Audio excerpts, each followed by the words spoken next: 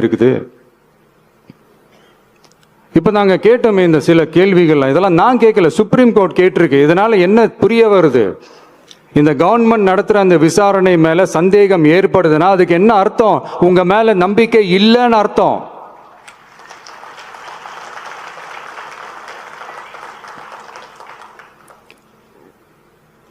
இதெல்லாம் ஏன் எதுக்காகன்னு முதல்வர் அவர்களுக்கு புரியுதா?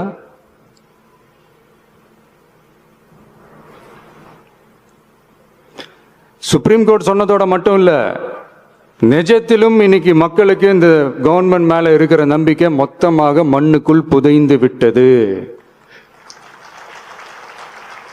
இதுவாவது முதல்வர் அவர்களுக்கு புரியுதா? புரியலனா 2026 தேர்தலில் இந்த திமுக தலைமைக்கு மக்கள் இன்னும் ஆழமா அழுத்தமா புரிய வைப்பாங்க.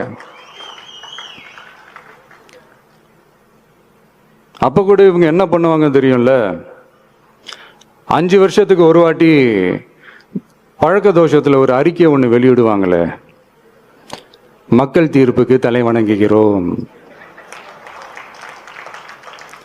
அப்படின்ட்டு அந்த அறிக்கையை வெளியிட்டு இப்போ அறிவாலயத்துல போய் ஓடி ஒளிஞ்சுப்பாங்க. இப்பவே ரெடி பண்ணி வச்சுக்கோங்க அந்த அறிக்கையை. எப்படி?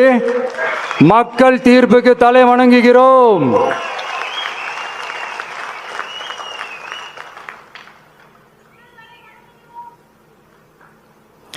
நான் போன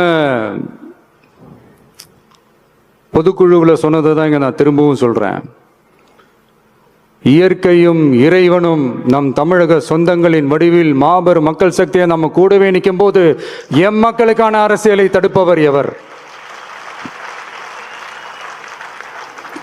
அதனால தோழர்களே, நமக்கு வந்திருக்கிற இந்த இடையூறு வெறும் டெம்பரவரி மட்டும்தான். எல்லாத்தையும் தகர்த்தெறிவோம், மக்களோட கை கோர்த்து நிற்போம், மக்களோட களத்தில் போய் நிற்போம். நம்ம பயணத்தில் தடம் மாறவே மாட்டோம். இப்பவும் சொல்றேன்,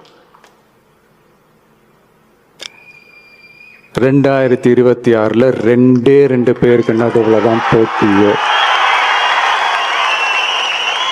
ஒண்ணு, இன்னொன்னு